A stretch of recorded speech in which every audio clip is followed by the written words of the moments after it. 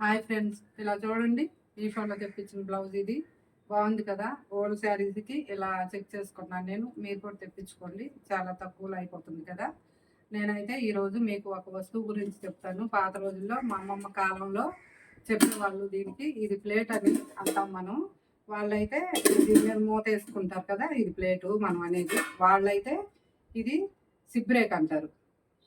దీనికి రంధ్రాలు వస్తాయి దీనిలాగా, అదేమో జిబ్రేక్ అంటారు. జిబ్బి బాగుంది కదా. ఇది కొత్తగా విన్నప్పుడైతే మేము నవ్వలేక అల్లాడిపోయేవాళ్ళం. ఇదేదో ఎంతగా ఉంది భాష అని.